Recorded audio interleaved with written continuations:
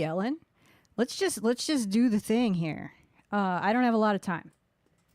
I got held up with some errands earlier today, and then I knew if I didn't go for a run or something in between that it wasn't gonna happen. So I made sure to do that, and I ate, which the last time I streamed, I did not eat first, and then I got done and I was like, oh, that was stupid. Basically, yeah, that was stupid. So anyway, I started my warm-ups, and we're going to just wrap up those and then get into, I want to work on, I'm still working on the Mountfort pieces, the Heart Afraid of Breaking and How the Wind Blew. I'll talk more about where those are at in a bit, but I think I don't want to spend, probably going to set a countdown timer for working on How the Wind Blew, because I don't want to spend as much time on that. I just want to work on a few specific things and then move on to the Heart Afraid of Breaking, because I need to drill on some stuff. And I wasn't good about practicing this week. So I have some things to drill upon. And I will explain all about that in a bit. So let's continue on with the warm-ups. Yellen, I hope you're having a nice, what day is it? Wednesday. It's Wednesday. Yes. I hope your Wednesday is going well. Oh, and I killed the drop. Sorry. Goofing around on the piano instead of practicing properly. I mean, so practicing properly is good, but if it's a choice between not playing at all and goofing around on the piano, I would say goofing around on the piano is a slightly better option. And maybe once you're goofing around, you'll kind of like, you'll start to like get in the mood to do a couple exercises or something. Maybe. Or you could just keep goofing around, and that's still better than like, I don't know, watching TV or something. I don't know. Anyway, we're going to do this. So I did 2 out of my 3 trill exercises. I'm going to do the third one now.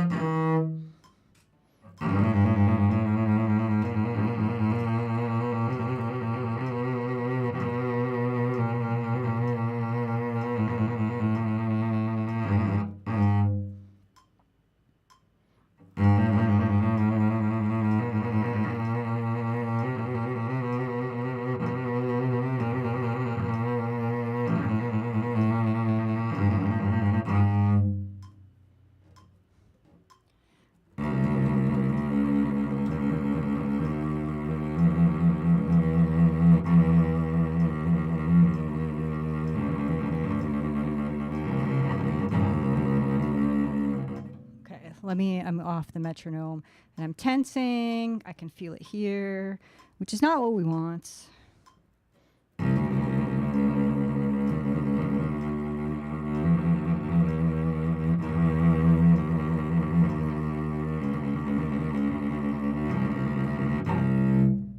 Okay.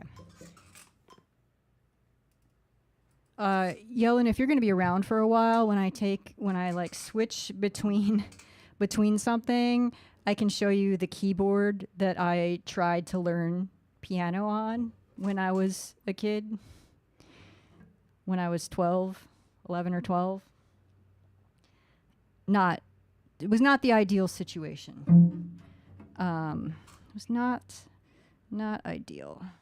Like, if I would have stuck with it, my parents would have upgraded me. But it did not stick. I did not practice.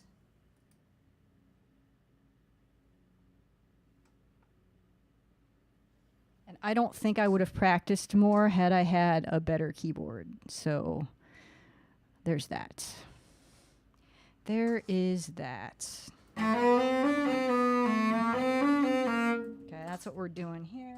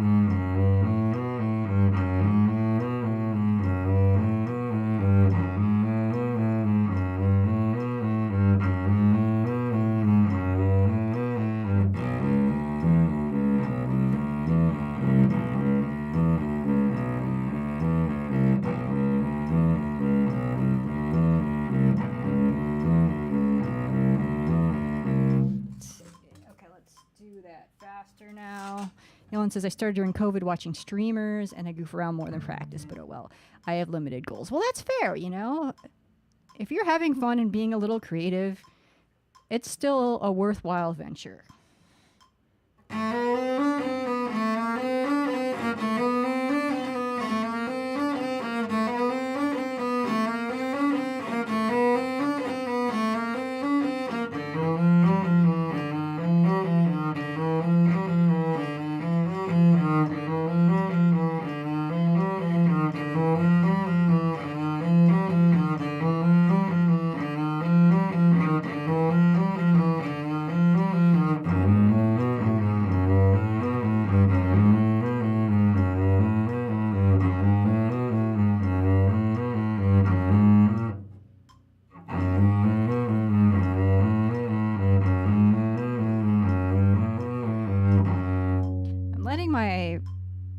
I don't need to use my ring finger, my third finger for this exercise, and it's like, it's getting way off the string.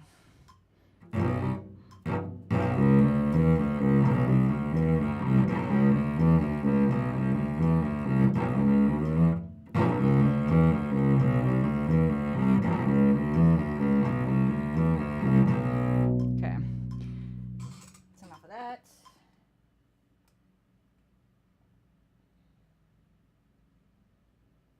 I think I'm not going to go through all the other ones.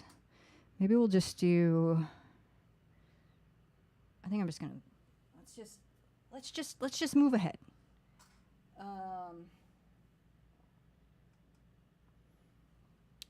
Let's do that.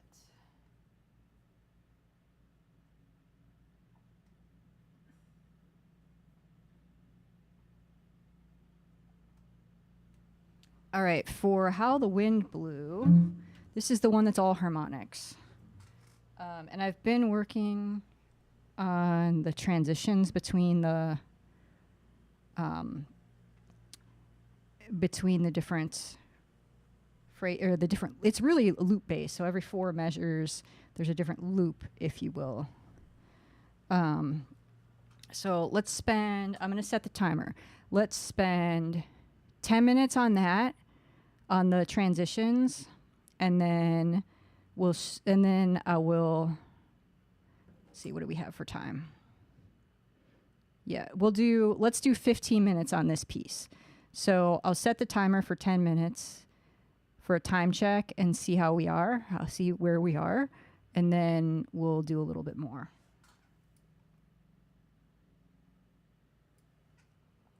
So I'm just going to kind of go through. Let's start at the end, actually. Let me turn my pedal on, because the stuff at the end needs more work. Okay, so I'm just going to start the beginning of there's 3 pages on this piece. I'm going to start the beginning of the 3rd page. So we've got this one. All right. We'll start here at the bottom of the second page, actually.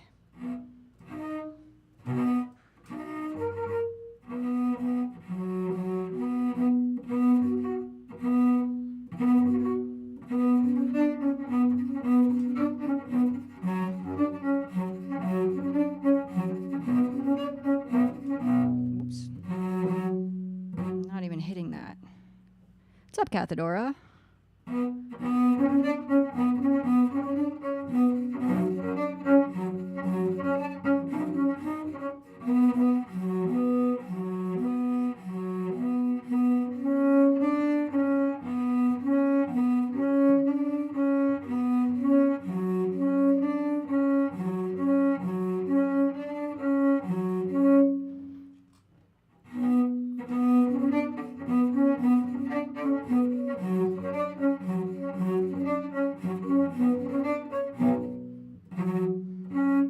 Forgetting to move my finger to bar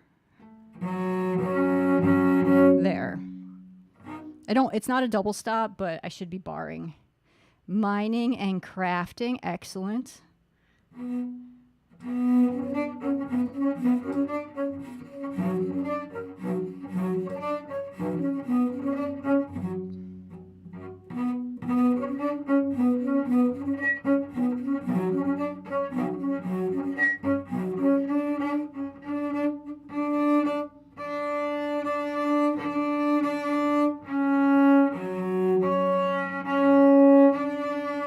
Trying to get a good sound here.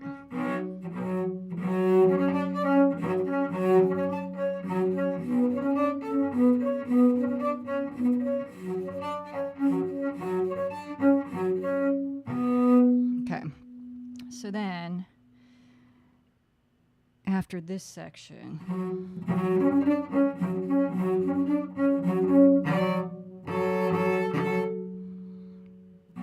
oh wait, this is, yeah, that's that part. So we go from here. Oh wait, no, we've got this one. We go from here.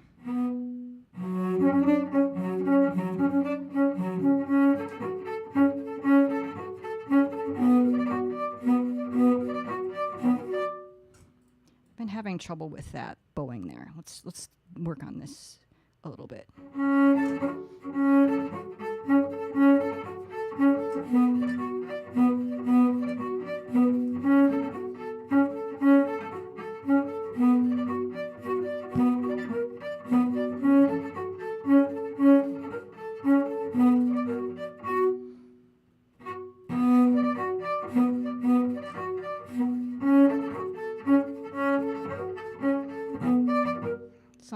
My bow got off somewhere. Let's start that again.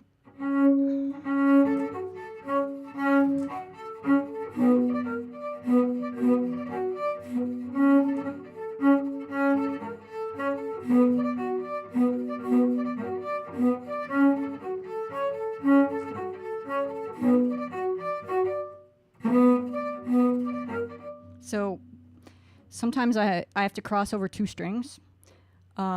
For part of that, and that's the part, the big string crossing is where I'm not consistently hitting it.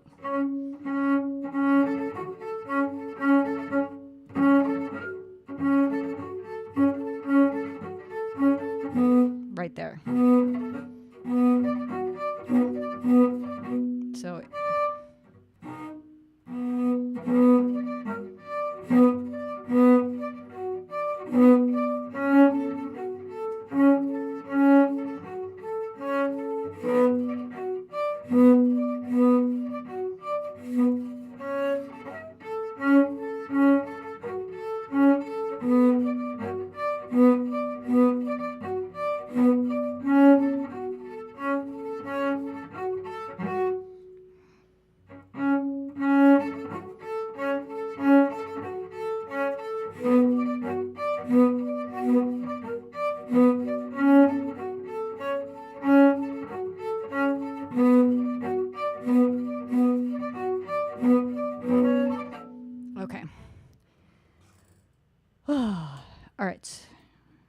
So then the next transition, That's getting better.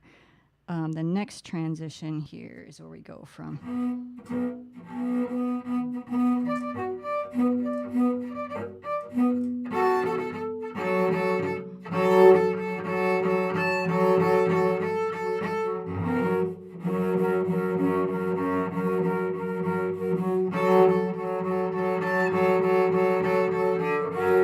So it's that part. So we go.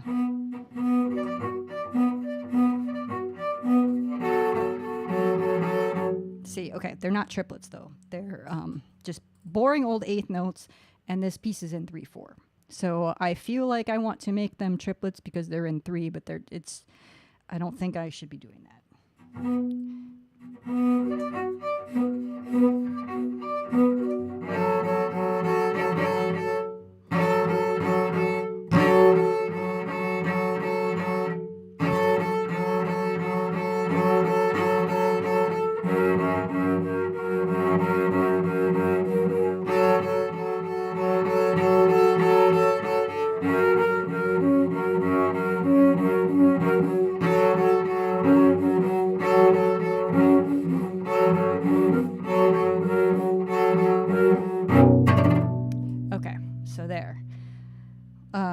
That's a nice section because then I can practice that chord change like a bunch of times and I can just play the whole section.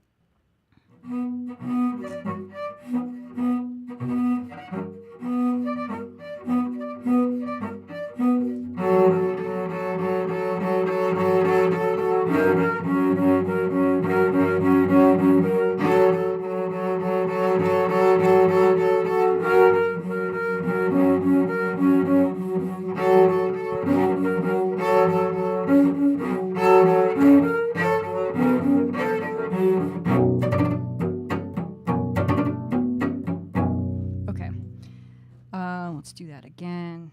Where are we at? 2 minutes. Actually, yeah, we'll keep going on this. And then I will do, I'm going to add time. And then we'll do the other section that's got the double stops.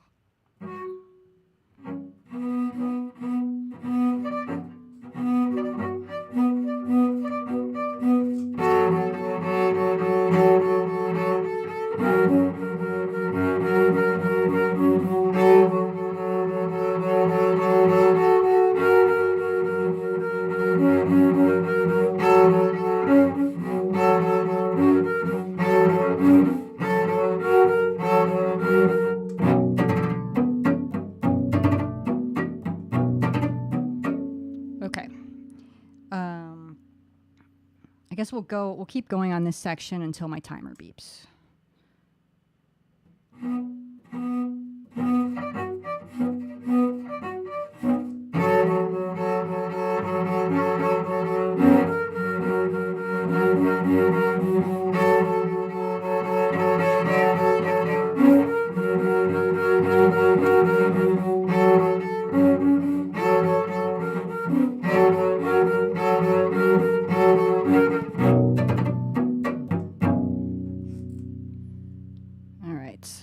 Do that a couple more times.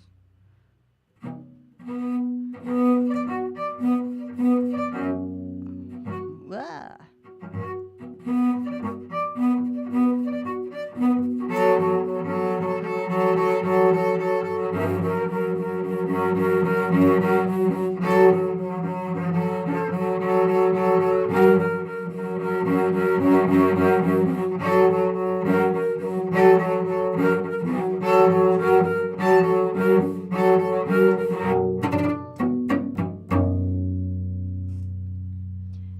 Let's go back a little bit farther. I'm going to do this once more because the timer's going to beep, and then I'll set the timer again. So let's go back to here.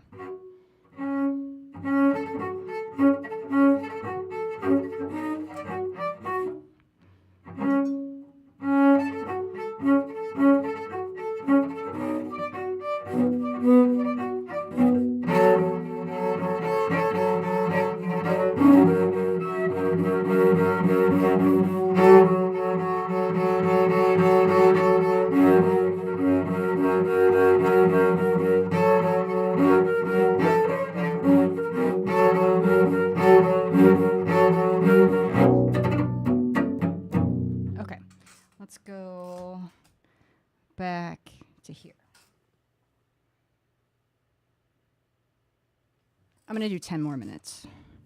Okay, so here, the transition that I want to work on is this one. And then we go.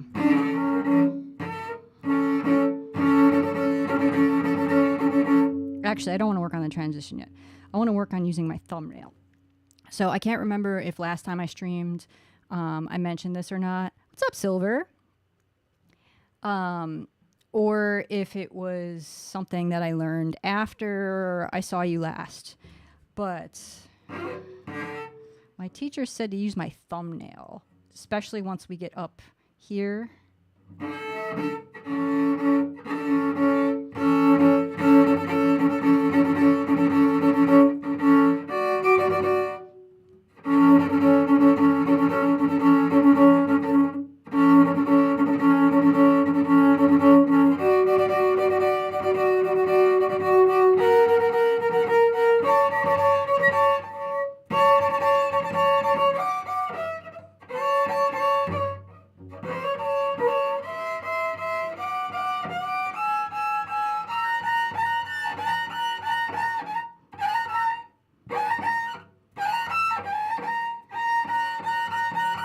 It does work if I remember to do it. So we're going to work on remembering to do that.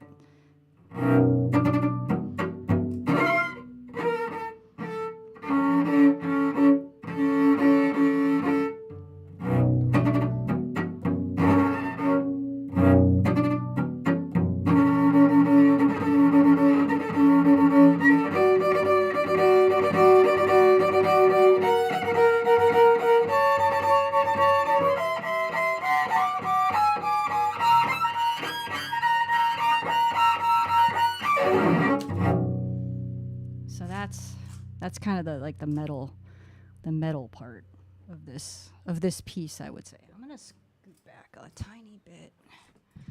Was futzing with my chair placement and the music stand. It was like in frame, in shot, and I was like, no, like that's annoying. Just the very bottom was in the shot, and that's annoying. Oh, I'm late. I'm trying to get live. All these things, these little things. Anyway.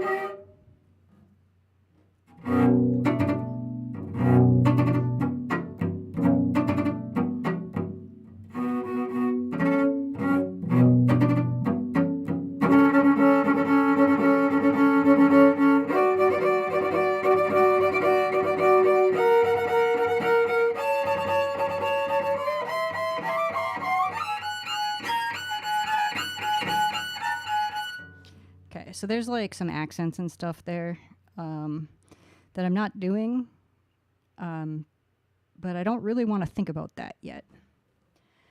It's a thing. We'll work on that at some point. Maybe not during stream. We'll just keep working on these shifts.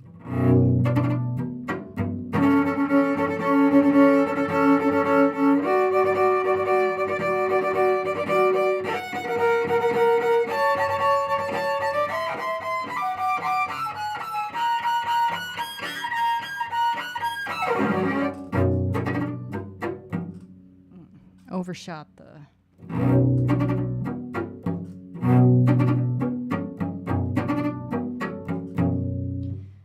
Anyway. Okay, so... Oh, and it's apparently it's landscaping day. The lawn is being mowed. Hopefully...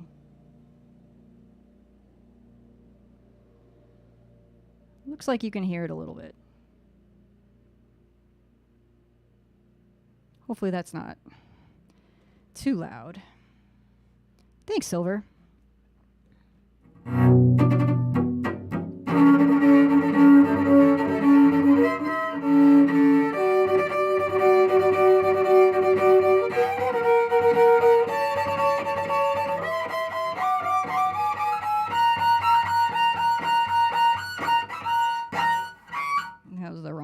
I got to count the notes there. But that's coming along. That is coming along. Okay, is there anything else that we haven't, any other transitions that we haven't really done? I think we've hit everything. Maybe not. Let's, actually, let's just do this one.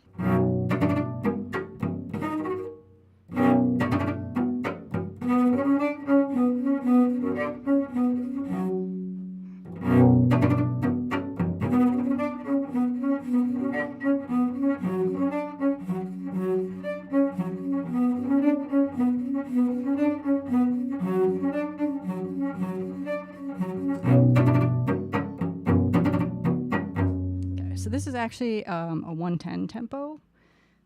Let's see what that sounds like.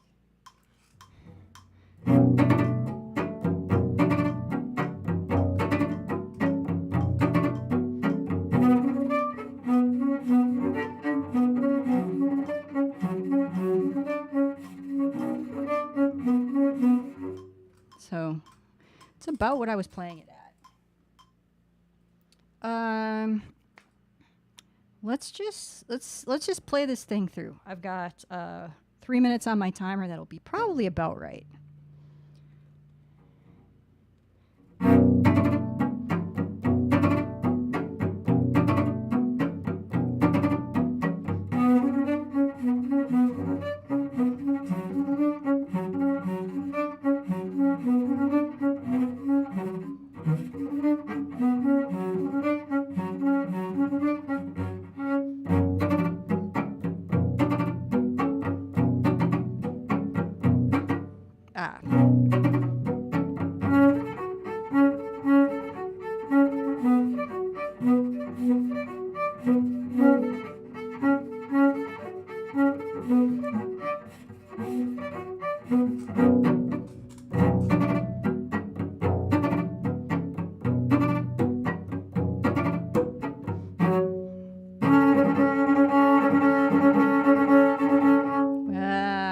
That was the part we were just working on.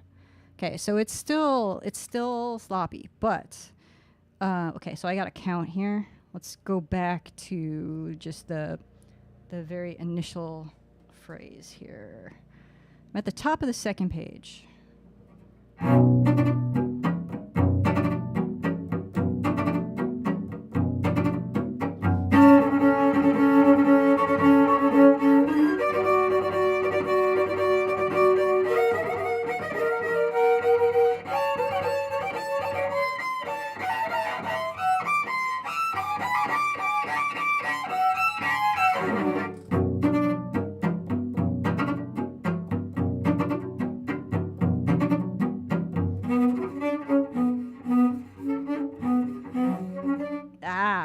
Okay, let me put a metronome on.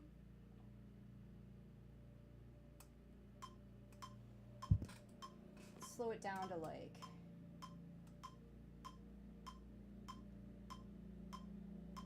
92. Because I'm making mistakes and I don't want to reinforce mistakes. What's up, Luna? Still loading? Okay, cool. It's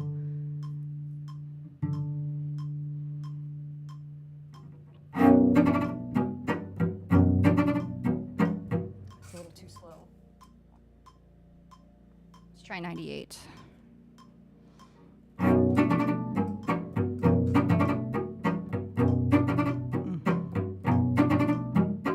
hitting.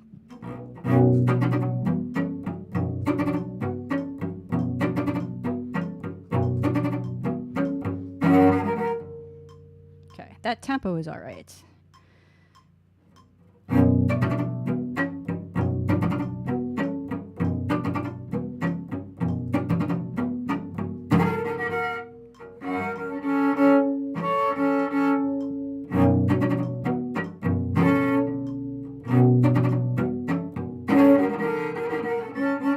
Okay, I was undershooting a little bit on that shift.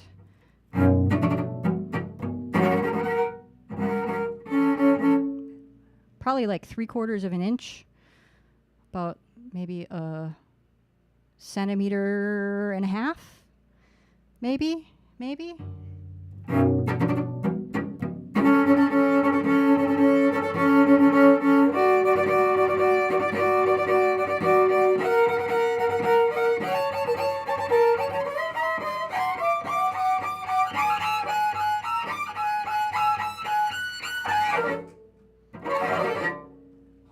Anyway, that transition, I gotta count better there, and the transition, I need to work on that. I specifically need to count better because there are 3, 6, 8, 10.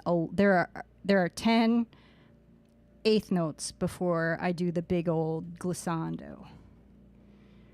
So whatever. Okay, so let's start here.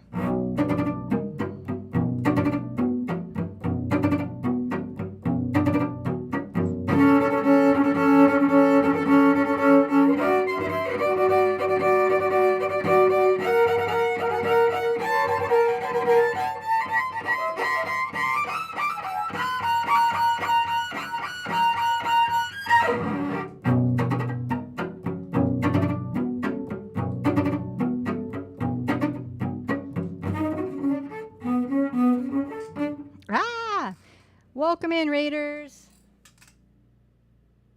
What is going on? Who do we have? Oh, we have Wendy. Wendy and friends. I'm working on a windy piece. How the wind blew. It's all harmonics. It's all harmonics. There are no. Oh well, actually, not all. I do that. Those are not harmonics. But any other time I'm playing harmonics. But it's kind of a banger of a piece. We're at the banger of the part of the banger section of the piece here. Wendy says I love some harmonics, mostly when other people have to play them. Are harmonics a pain in the butt on the harp?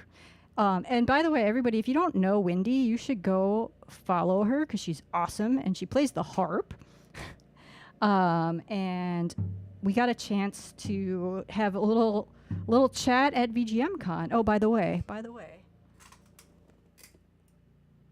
this is now the Chill Hop Lounge. That's what this banner back here is. They were giving away.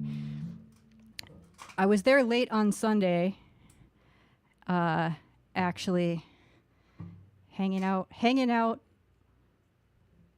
with the friends that were still there, and the organizers are like, we're tired of storing these things. These are outdated banners. Like, can you just please take them? Please take them. And so I got one. Let's see. As far as the harmonics go, Wendy says they can be very annoying. Each string can have 3 different harmonic placements depending on what key you're in. Oh, that makes sense. Please stop chewing your nails, Paul. I was instructed to say that. But yeah, I suppose because on the cello we've got harmonics. There's a lot of places. So in this piece, I do a lot of harmonics here. I do.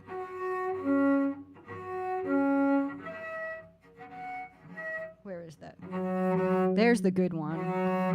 They're all, harmonics are all at different fractions of the string. So this is the midpoint. Anyway, let's see here. Let's go back to this. Oh, I'm not getting credit for this. First of all, turn the metronome back on. So I'm playing a little under tempo. This is supposed to be about 110. I've got 98 going here.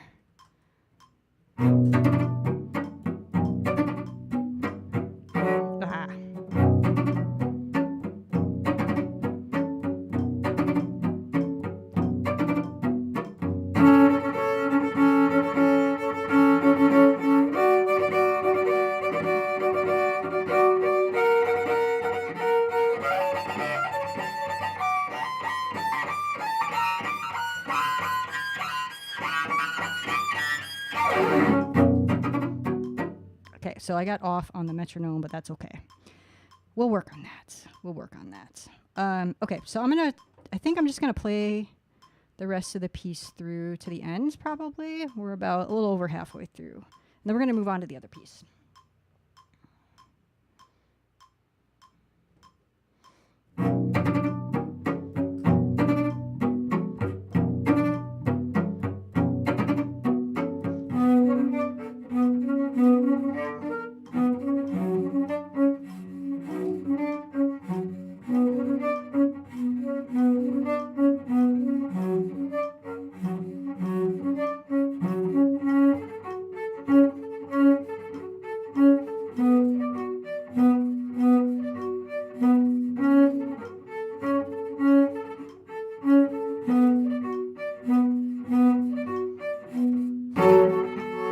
Wait a minute, those are different rhythm, different rhythm. So this section of harmonic double stops is just plain old eighth notes, and the other ones were eighth notes and 16th notes. So let's do that transition again. Let's start from here. There we go.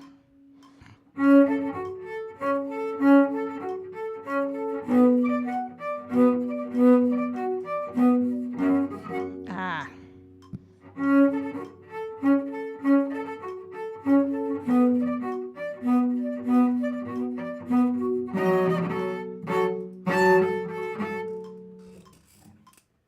The metronome off because I think it is causing a distraction. We will work on the rhythm.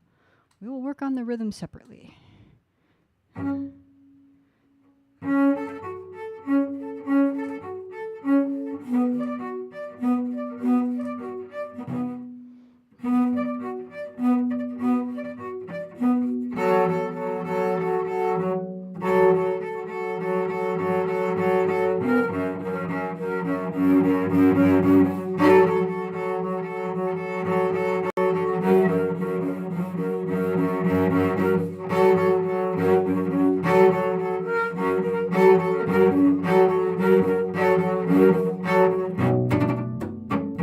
So let's go back here.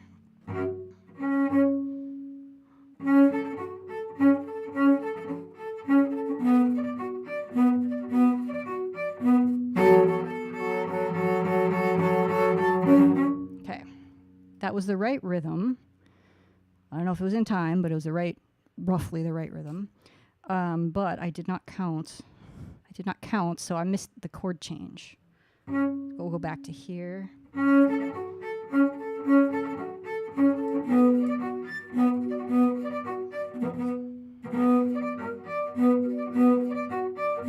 It was just before the Raiders came in, I was working on that part. There's some big string crossings there. This one. Where did you go? The harmonics are sneaky sometimes.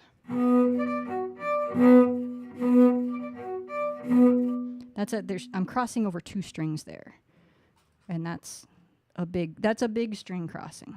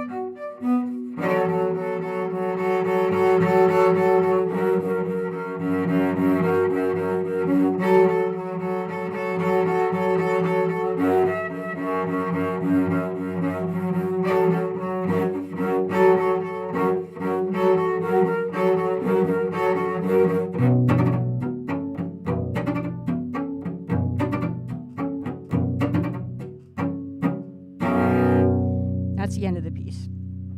So let's see if we can go just from the top of this page to the end without like screwing up too much. Then we'll move on to the other piece.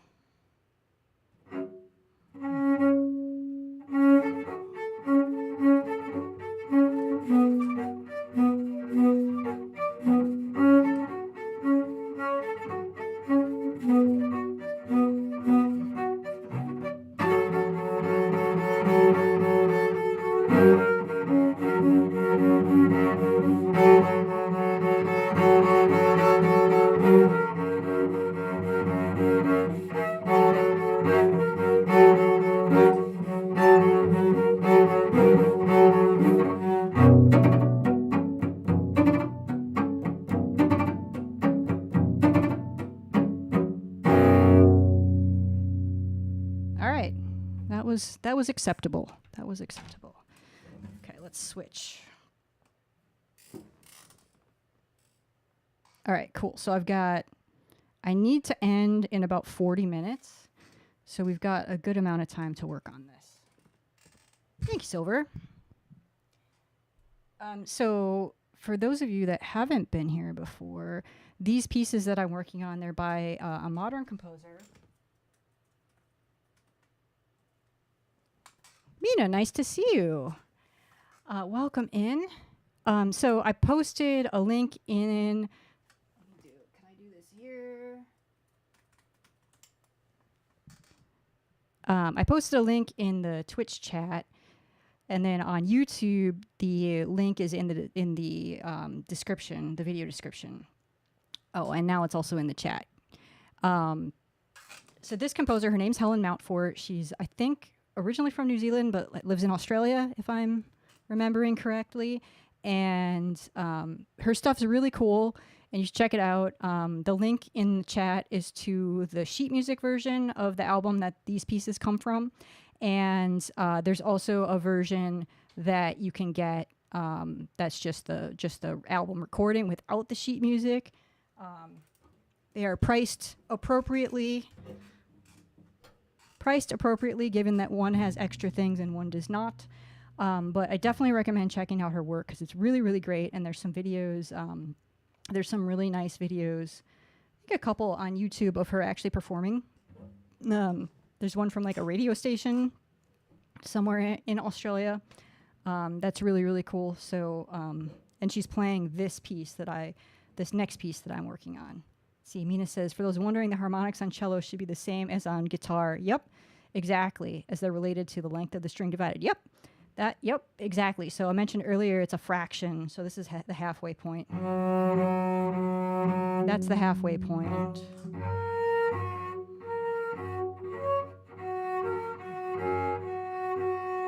That's a quarter. And then there's some other ones in between. But those are kind of the big ones. Okay, so The Heart Afraid of Breaking. This one, there's a lot to think about, and that has been causing me some issues. Oh, hey, let me do this. Let's make sure we got the right thing. Credit to the right thing on the screen. So I basically spent my entire previous lesson working on this. Oh, and by the way, I'm tuned down. Those are normal A and D respectively, and then we have F sharp instead of a G, and then a B instead of a C. So these two strings are down a half step from where they usually are, and those two are normal. So we get that, which is fun. Which is very fun. But anyway, here I need to drill on this. I've been drilling on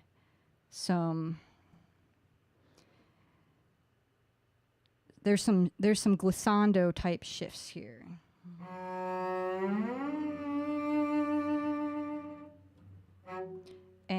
And what I need to be doing on the bowing, the left hand is fine. That's the easy part. But the hard thing, which is the case most of the time, is the hard thing is your bow hand. So I need to use less bow at the very beginning of that shift, at the beginning of that note.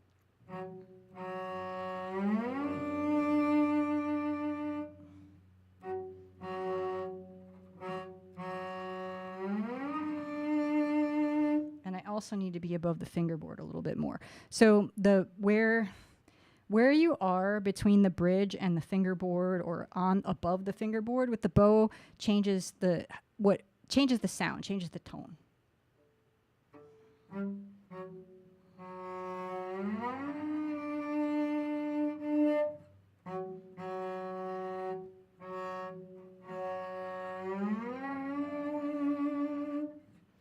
And I'm imitating a double reed instrument called the duduk, which my cello teacher calls the saddest instrument ever.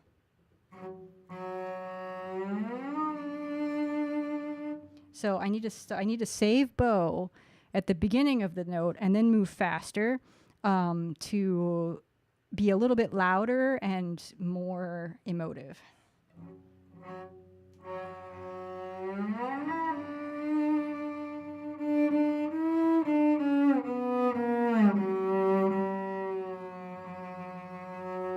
So that's that whole little mini phrase.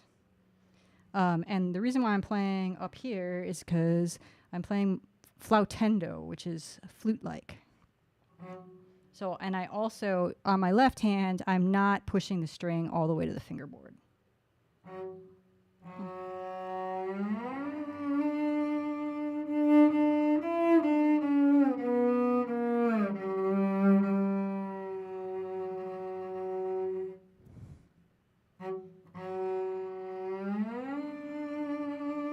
So I'm just going to work on that part. And I'm watching my bow. Actually, I could probably watch my bow on my screen. My OBS display is over here. I can use it like a mirror. Let's see. Have a good lurk, Cathedora.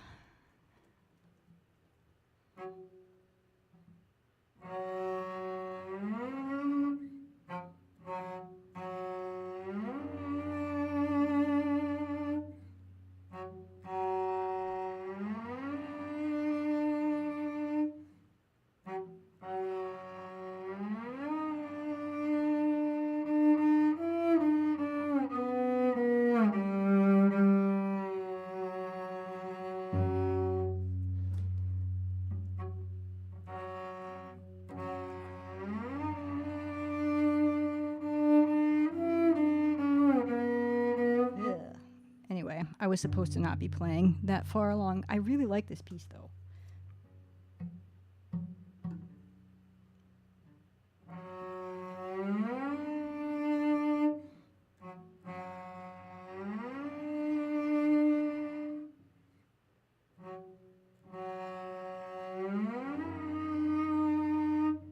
I shifted a little bit too high. So this is actually...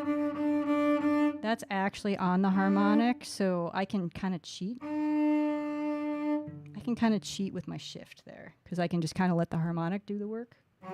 But I can't overshoot it, but I can kind of hear, because we're doing a glissando, I can kind of hear where the note is.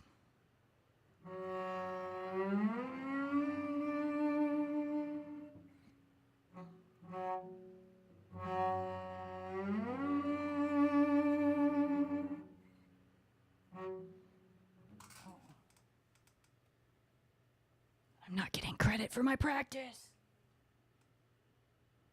because I forgot to start my timer. All right, we're good now.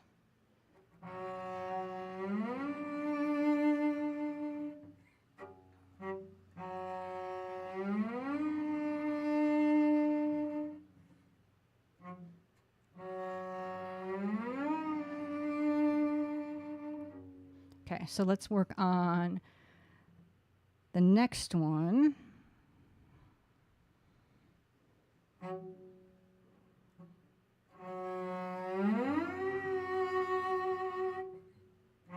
Same thing, different note.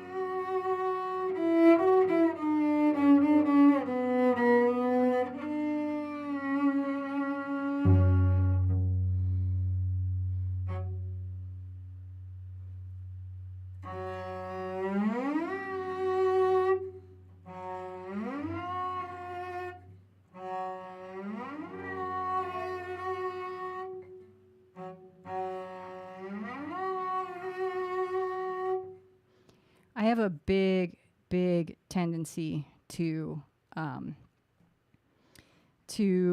especially on a down bow, to use a lot of bow, like right at the beginning of the bow stroke, and then it gets a little zing. It's not good. Not good.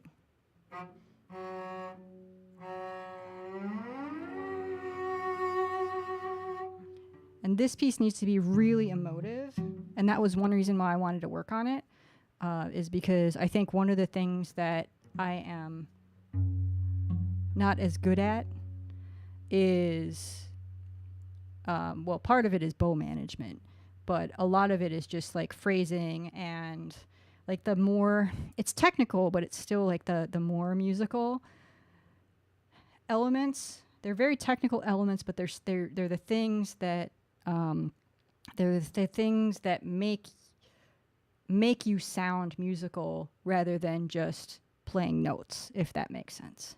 See, Mina says bow is rocket science to me. Yeah, me too. Me too, Mina.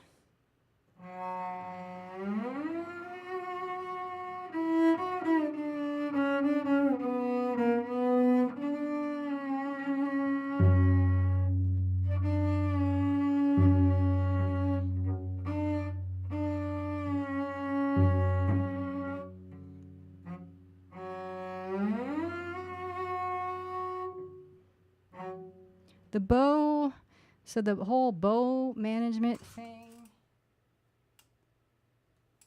is like, you have to be thinking not just about how are you going to play this note, but you got to be thinking you got to be preparing for the next, not just the next note, but like the next set of notes to make sure that you start your bow for the next section in the right spot so that you can play it properly, so that you can get to the next section. It's a whole thing. It's a whole thing. What's up, Uber Cruiser? Uber Cruiser, who is also a fellow cellist, a very much better cellist than me. He's been playing for much longer and has much more training than I do. Says, in my opinion, the bow is way more important than most people think. Yep. Your left hand can be doing everything perfectly, but if the bow ain't doing it, it's going to sound like trash. Exactly.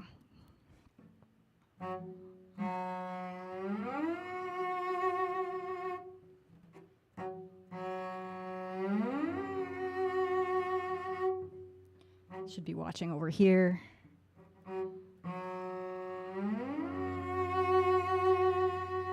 That was pretty good. Uber Cruiser says, thanks, I'm washed, though. I peaked early in life. I'm just a computer nerd now. You do all right. I've seen you play.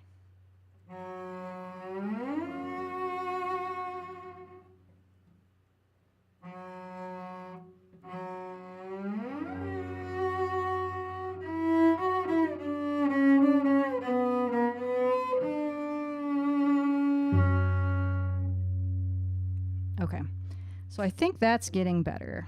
I think. I'm going to probably go watch the video later and see. See, Mina plays guitar, bass, preferably fretless. I played a fretless guitar once, just at like a Guitar Center or something. I was like, oh, let me try this, and it was a complete disaster. And my sense of a fretless plucked string instrument is that it is a completely different genre of instrument than a fretted, which makes sense because like I treat my electric cello differently than I treat my acoustic cello, so it makes sense. But I mean, the electric cello doesn't have frets either, but it's a whole different thing. But yeah, I don't know why I thought it was a good idea to like just play some bar chords on a fretless guitar, and it did not go well. It did not go well. Bass is different, yeah, because bass you're usually, when you're playing bass, you're often playing one note at a time. Not all the time. There's times where you might strum or play, a couple notes at a time, but for the most part, you're only playing one note at a time, so it's a little bit different. Had no trouble to adapt to an upright bass. Oh, cool. Without a bow, yeah. You could learn the bow, just with the caveats that Uber Cruiser mentioned. Okay, so let's, I guess maybe on this first section, let me play the beginning and we'll see if I can do, I'm going to like, the only thing that matters right now is if I do the thing I was drilling on properly. So I'm just going to add more stuff to the thing.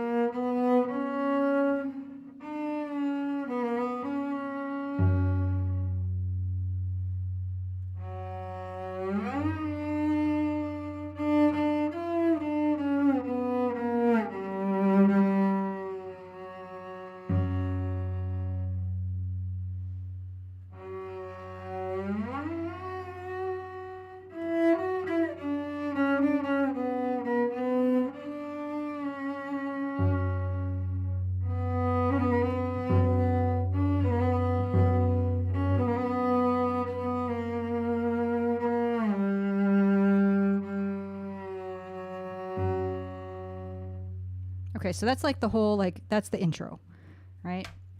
And I think that I did not do what I set out to do. I think that I was too far out.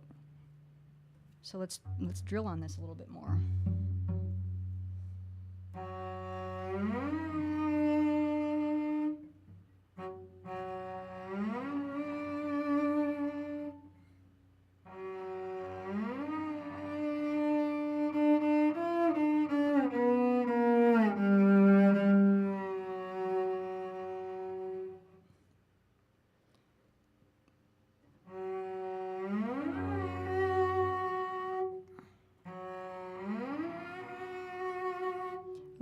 I probably should get, I have, I think I have some packing tape. Hang on. We're going to do a thing.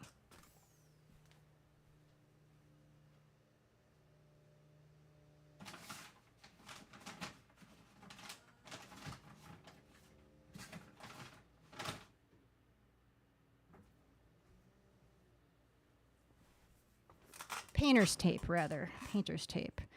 I thought I had the small, the half-inch roll, but we'll just, I just want a little visual indicator. Just a little bit of visual indicator to help me with my bow management. Hey, Kingdom. Okay, so we're gonna, I don't need this whole thing. Just gonna stick that over there.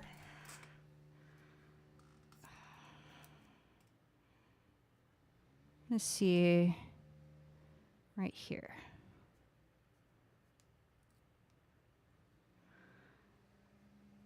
All right. You can kind of see that. I can definitely see it. So what I think I'm going to do is, oh, this is my indicator, and then I can go back and watch on the video too. I can see. I do want your washed 2 cents Uber Cruiser. But I'm gonna put this here so that I can see if I'm going past that point on that first note.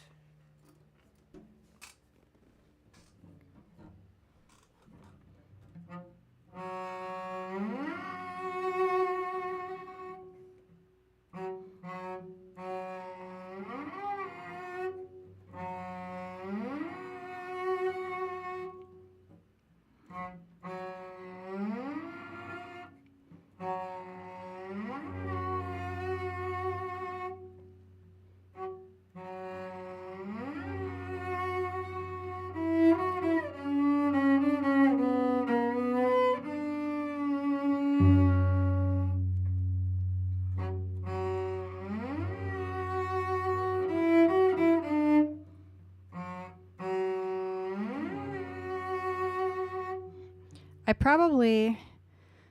was probably a little aggressive with where the tape is, but that's okay. Like, I probably made it pretty short, because this is like, what? Not even a quarter of the bow?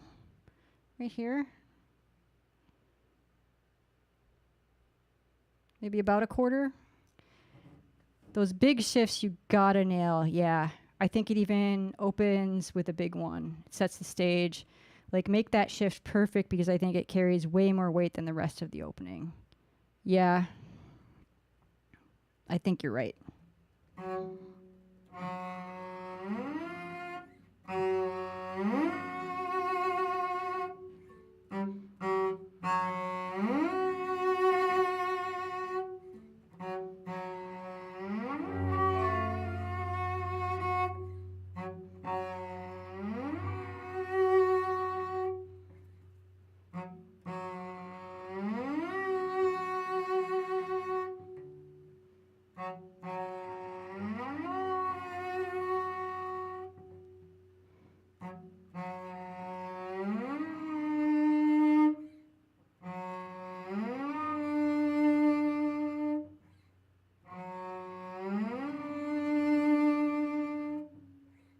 Yeah, exactly. You had one really good one in there. Yeah.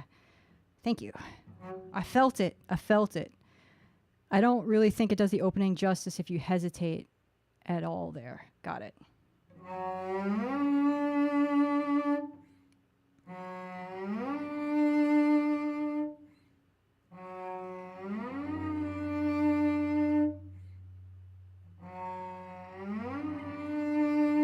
I'm overshooting a little bit.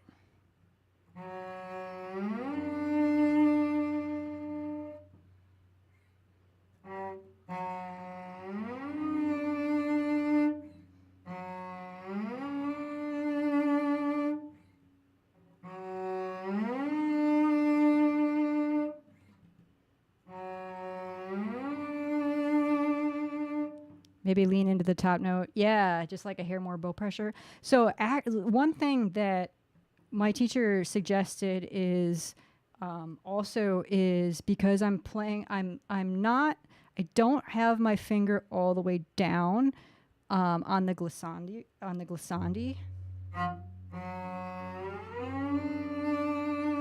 And I could press more with my left hand a little bit. Even like not necessarily, I don't necessarily at the beginning part, because this is quiet, it gets louder later, but where it's quiet still, I don't think I need to press, especially since on this note, because it's on the harmonic. I could press a little bit more, even without having the string all the way down on the fingerboard, and then it will come out stronger.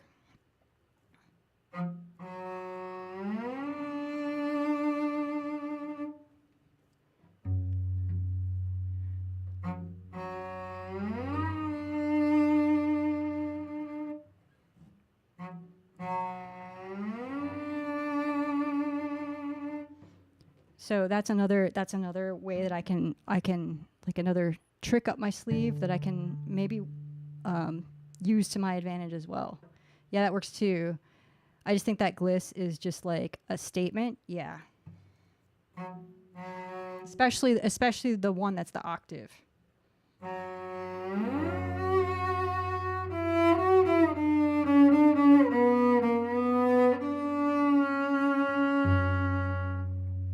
That's pretty cool. I love this piece. Make it with confidence. Yes.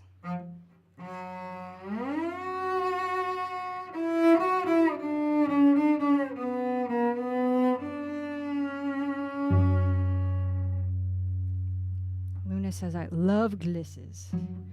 Yeah, they're fun. They're fun. And also like, so I mentioned the beginning, the way that my teacher described it in how to think about the music is that the beginning of the piece is very introverted, like what did he say? Did I write this down?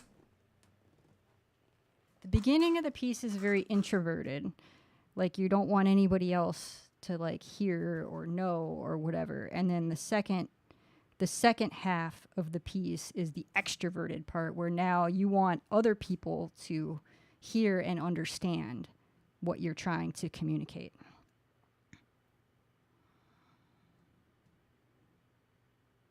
Yeah, so my notes from last week.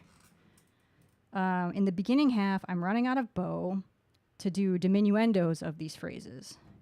More diminuendo. And probably, if I think I've done enough diminuendo, I need to do more diminuendo. And I need to leave room to grow. Longer glissando with a lighter touch on my left hand. The end of phrase notes must disappear. And the glissando uses a small area of bow. And I need to play the pizzicatos earlier. So those are my notes from last week. Uber Cruiser says, yeah, I think you understand it, so I'll shut up. I mean, but there's a difference between like understanding and actually like doing the thing, you know? Like I intellectually understand what needs to be done. It's just like, I'm not physically doing it. And so I need to like drill more. But in any case, confidence in those shifts, especially those big, huge opening ones. Okay. These are good notes. I like your notes. They are helpful. And sometimes it's helpful to hear also, like my teacher has his way of speaking and his way of communicating. It's also helpful to hear somebody else saying a similar thing in a different way. Because even though like I understand what he was getting at, like it's clearly I'm not demonstrating it yet. So it's not unhelpful to hear things a little bit different way, because maybe something will click and then I'll be able to do it. But like I said, I understand it, but I'm having trouble demonstrating it. Okay. So in terms of diminuendos, let's work on those. We'll just start at the very beginning.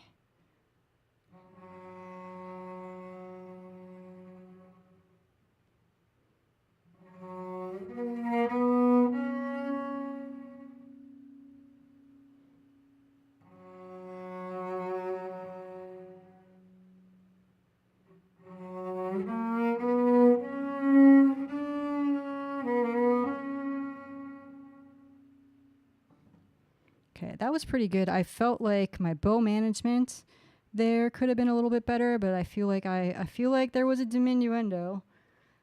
There. Let's just work on the second time we play that little melody. So I'm not on the first whole note, I'm not doing any vibrato. I'm just trying to use my bow only to be expressive.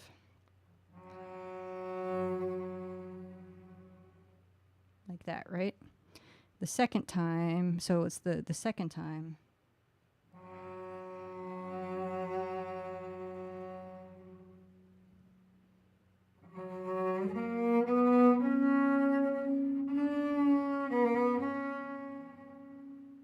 Yeah, I feel like I could probably start that C sharp with more bow left. See, also progress note, I'm sure you've been doing this for a while, but this is awesome. You're using vibrato for color, and it's awesome to hear. Oh, thank you, Uber Cruiser. I'm working hard. Well, not that hard this week, but overall. See, Kingdom says understanding something may be easier, but doing a thing might be easier. Sometimes we get in our own way. Yeah, sometimes. Or sometimes it's just a matter of like, I know what I need to do, and now I just need to train my muscles and get repetition in order to be able to do the thing consistently. See, Mina says, I've been working on virtuoso violin pieces except on guitar. And it's been interesting how these big slides exist. Arpeggios taking up pretty much the whole neck. Yeah. What are you working on? Like what pieces? Drop some names, Mina. I might know them. Uber Cruiser might know them. Other people might know them. DCS Deep says, so, hi, DCS Deep, by the way. There's a difference between knowing the path and walking the path. Yep. That's a good way to put it. DCS Deep is a poet. See, Mina's working on Di Serate's Oh, that's a German word, I think, that I am not going to attempt to say. I'm going to look that up, though, I think, because that sounds interesting. I played, so there's a, has anybody seen the 80s movie starring Ralph Macchio called Crossroads? Anybody? Anybody? Chat?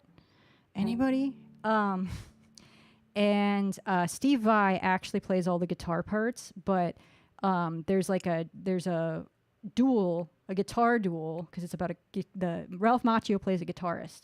So DCS Deep has seen it. I still have not seen it. I've seen this part of the movie, but I haven't. Oh, see, Helen's seen it too. I haven't seen the whole movie, but I've seen this part. So the guitarist, the protagonist of the story, is doing a guitar duel against the devil, who happens to be Steve Vai. And all Steve Vai is doing is playing a version of Paganini's Fifth Caprice, for the most part. I mean, he's doing a little bit more than that, but largely he's just playing Paganini's Fifth Caprice on guitar. So I had a picking exercise. It was to work on alternate picking. That was, and I think it was in like some guitar, like there was some transcription, a tab transcription of Steve Vai's part in like Guitar World or some guitar magazine, because that's how I learned guitar. Was my teacher would like hand write out stuff, or I'd make photocopies of stuff from guitar magazines, and we'd work on that. Yeah, which is kind of a neat interpretation of a very famous virtuoso classical violin piece. So, see, Mina says, I transcribed about half of it, and I need to relearn that before doing the rest. And I'm still not convinced Vi played all that. He probably did. That doesn't mean that he knows his way around a guitar. Doesn't necessarily mean that there are not some production tricks in there, but see, Bill Cannongeyser did the classical guitar work in the film. I don't know who all was in the cast. DCS Deep. Uber Cruiser says, if you can play it on a violin, you can definitely play it on guitar. Yeah, it wasn't. I mean, obviously to play it at speed is the hard thing, right? But like the actual, like, it felt, the transcription that I was using, it felt like logical, and like it wasn't anything. You weren't like tripping over your fingers to try and play the fingering. I didn't think. But yeah, the at tempo is the hard part. I was playing it like maybe half tempo. But like I said, it was a right hand exercise, not a left hand exercise. It's definitely playable on guitar. Yeah, for sure. Okay, so diminuendos. Wait, very beginning, first no vibrato.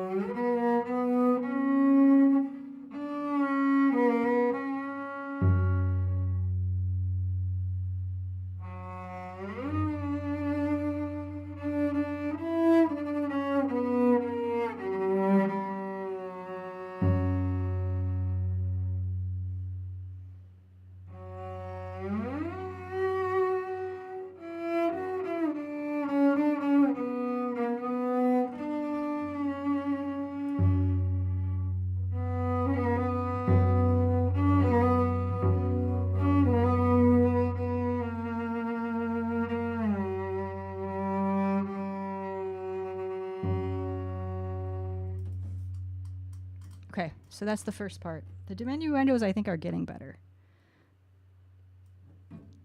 Let's work on, hello, pedal. Let's see.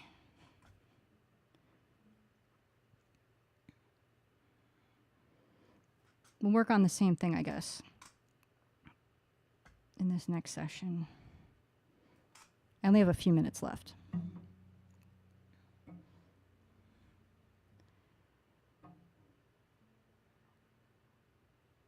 Let's see here. Back to Crossroads, Mina says, forget his name. Country folk guitarist, wrote and played parts too. Eugene's Trick Bag was absolutely played on guitar. And when I met Bill in LA back in '88, we talked about it. Oh, cool. Saw Vi there too, but didn't get a chance to talk to him. Nice. Very nice. I just posted, Lau posted in my Discord this really crazy, it's a classical, or not, it's an acoustic guitar that's got like a Frankenstein acoustic guitar, and there's a video of it. And that reminded me of Steve Vai's Hydra guitar. So I was just poking around on some Steve Vai stuff. Let's do that. So this next part, it's the same melody, but it's an octave higher. What's up, Loader? What is up? Pasquina, hey, and Whammy over on YouTube. If you're on YouTube, go follow Never Not Whammy, because he's also a musician. Or subscribe to Never Not Whammy, because he's a musician. He plays the guitar, and he's learning how to loop. And he's good people. Let's see. Whammy says, saw an interesting instrument at the guitar shop recently called a mando cello. Yes! Fish in a Birdcage has a mando cello. He's a multi-instrumentalist, but I've seen him play it. It looks like it's a beast, because it's 8 string. It looks, I don't know. Never saw one before. I've not seen one in person. I've just seen it on video. Just from his streams when he busts it out every once in a while. The mandolin, despite being both a guitarist and a violinist, the mandolin breaks my brain.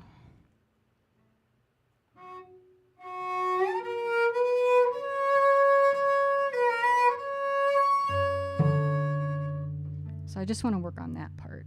So I need to get my first finger ready to do the left hand pizzicato sooner.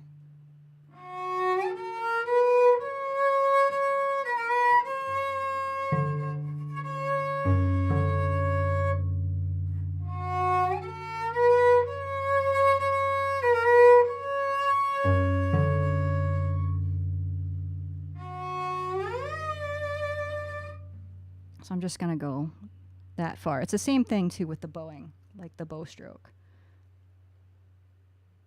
What's up, DJ Vegan in Black? Thank you for the resub. 60 months, my goodness. My goodness. Everybody go follow DJ Vegan in Black. She's going to be live here in a little bit.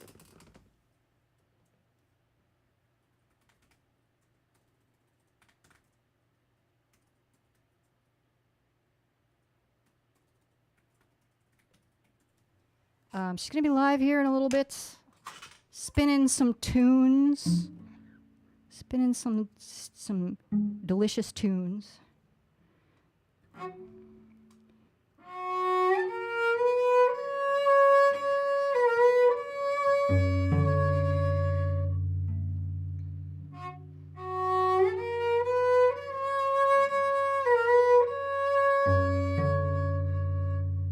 So that's tricky because that's an up bow to make it disappear. It's a little bit harder for me anyway to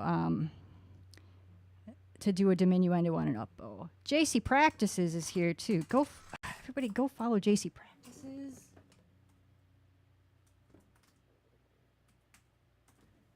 On Twitch and on YouTube.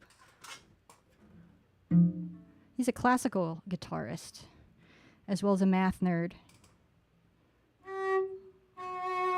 And he practices on Twitch and YouTube now. He's multi-streaming again. He's also the maker of Mujo, the practice app that I am using. What's up, Nivex?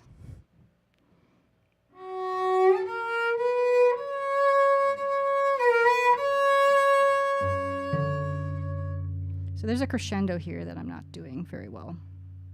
And I think I probably should start that F sharp a little bit farther.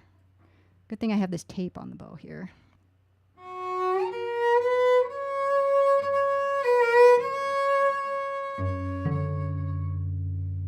So there's a fermata on that high note, by the way.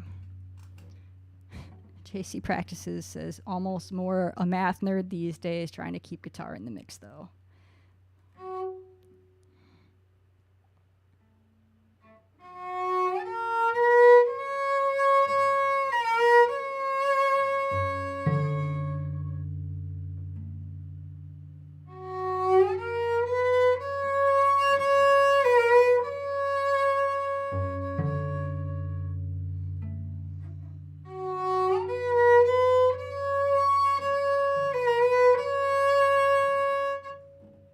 So what's happening is I'm like remembering, oh right, crescendo, and then it sticks out like a sore thumb.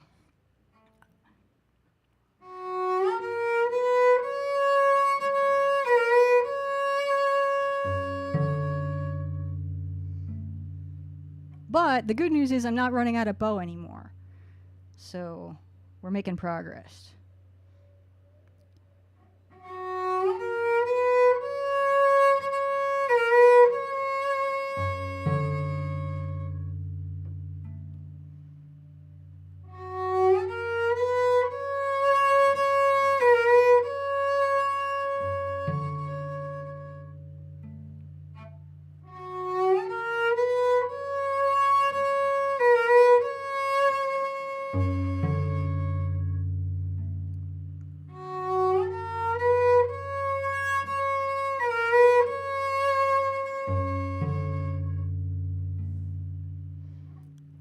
The diminuendo is ending a little abruptly.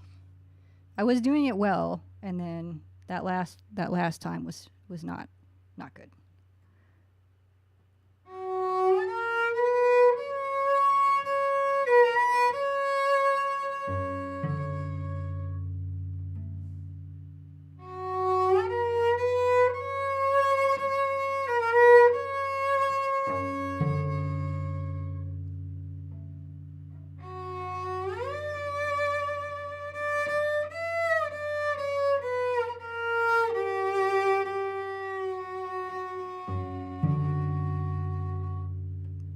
I'm just going to keep repeating that next phrase.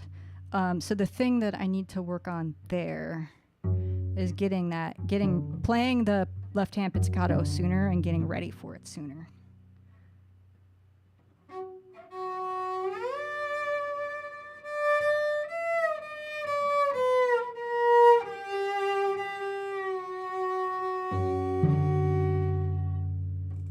In addition to all the other stuff that I'm working on. There's a lot to keep track of. And I'm trying to figure out the best way to practice, at what point do I overload myself and then I just kind of short circuit? What can I do in like one repetition without overloading myself? What's up, Famish Falling?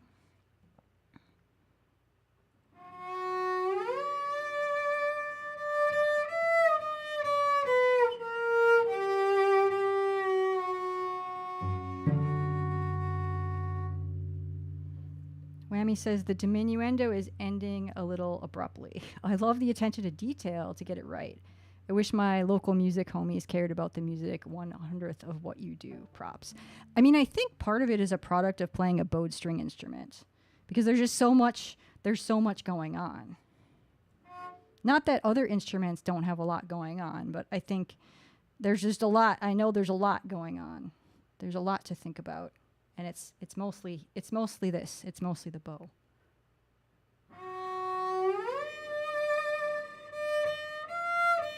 Ah.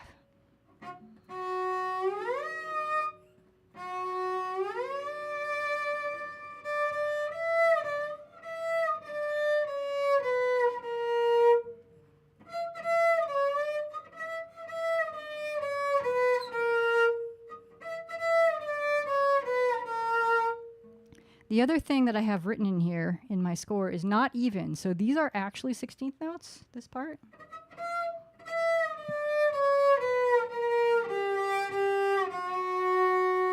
Except for that last note, I had dotted half note. But they're not actually even. Nothing in this piece is actually even. There is like, you try and, there's no beats to this piece, which is interesting, which is very interesting. What's up, Usa? Nice to see you.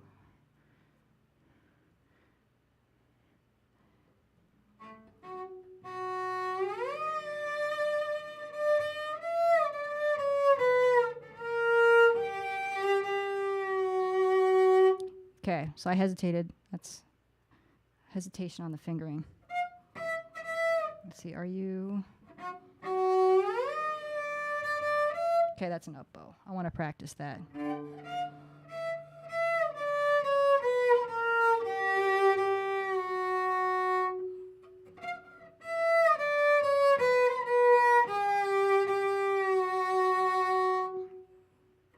Some suspicious intonation there.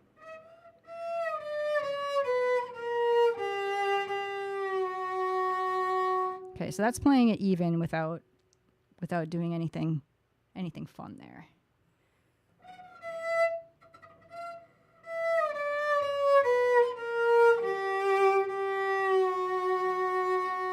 So there's some more fun happening.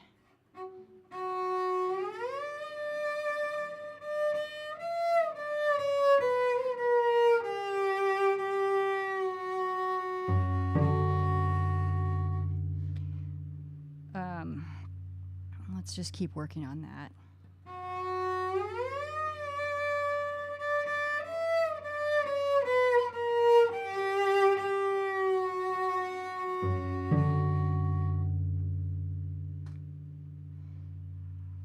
Whammy says straight up free time. Well, it's not exactly. I mean, it's there's a meter. It's 3/4 time. I think. Wait, is this one 3/4? Oh, you know what? Actually, there is no. There is. I didn't just notice this. There is no meter. Yeah, basically. There is no meter. And you know what else I didn't notice? Just because of how many, just because of visually how this is broken up by phrases with rests and things, there are no measure lines. I'm not entirely sure, because there are some numbers on the beginnings of the lines, but there are no bar lines. None. No meter, no spoon. No bar lines.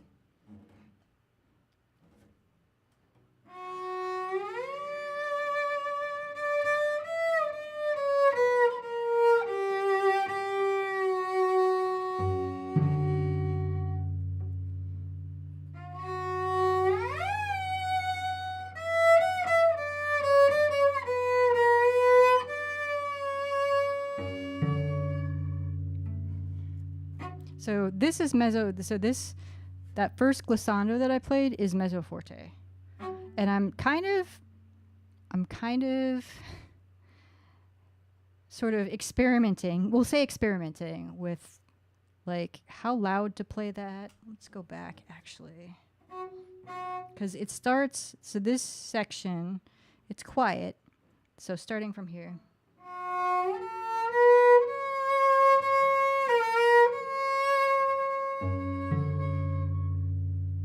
That's mezzo piano, crescendo, and then back down.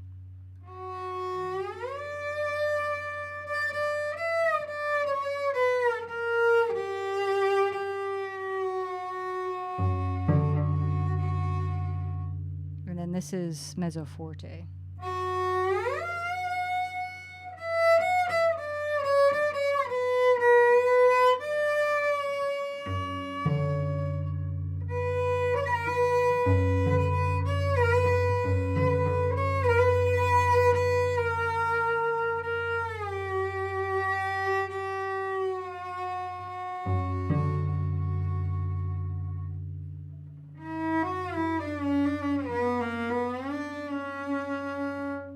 So that part, how much time? Okay, I can do 5 more minutes. So what I'm going to do is I'm going to set the timer. We're going to get done what we can get done in 5 minutes, and then I got to pack it up. Oh, Crook! Welcome in. Welcome, Raiders. I'm just wrapping up practice here. We're working on a modern piece by a composer called Helen Mountfort, and I'm in a weird tuning.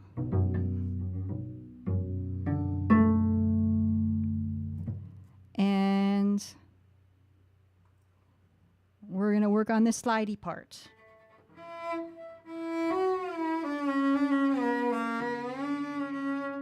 Okay, so I ran out of bow. Well, what were you up to, Croc? Did I say that right?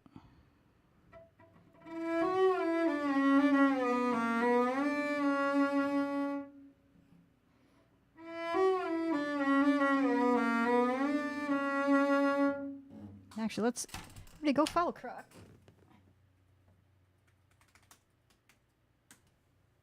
And please do correct my pronunciation if I screwed it up.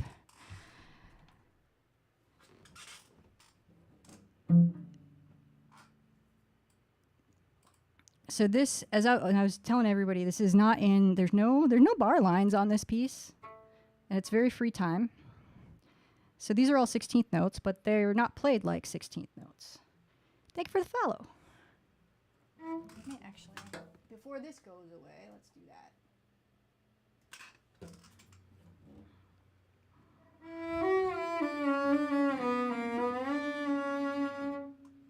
So the tricky thing about this is quiet again, it's mezzo piano. As you probably noticed, there's a lot of notes in one bow stroke. They are not even, they start, the note length starts out slower and gets faster generally, but then we peter out at the end and we have to diminuendo at the end. And then in terms of playing the time, I'm supposed to go slower to accentuate the glissandos.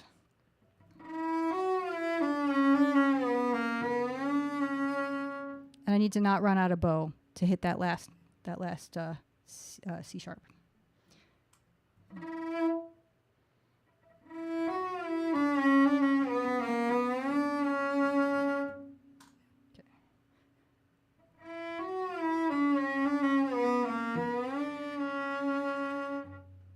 Still running out of bow, but not as much, and I probably could be a little bit farther up this way towards the fingerboard.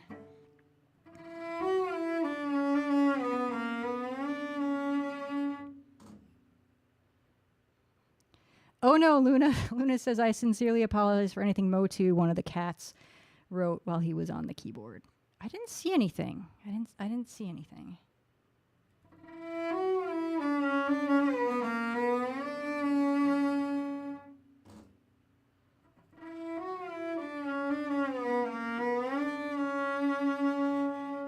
That was pretty good. I could do more diminuendo.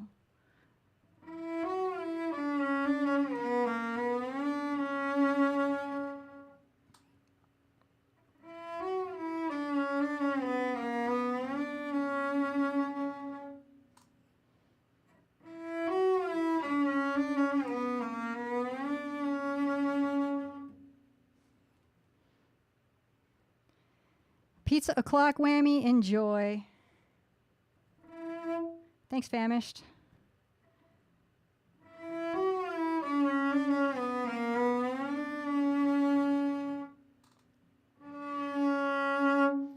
Get a little flatter on that C sharp.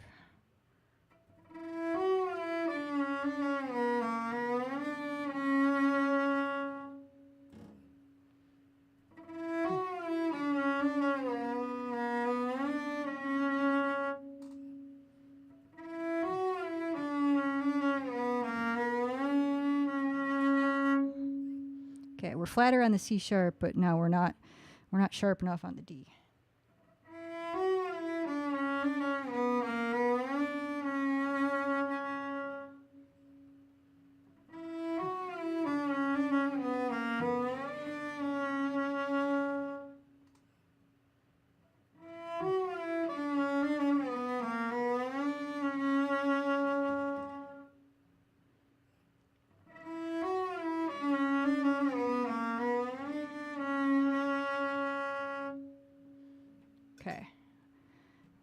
All right, we're at time. I actually have to head out. I would actually, I'm like in the groove. I want to keep working on this.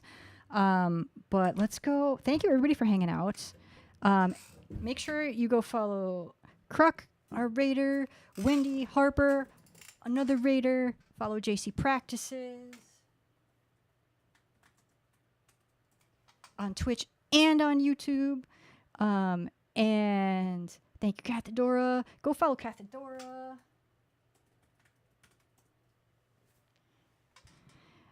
Because Cathedora is awesome. Go follow DJ Vegan in Black because DJ Vegan in Black is awesome. Everybody follow everybody. Have a great rest of your day. And why am I not following you? What the heck? Why does this say? Oh. Okay, whatever.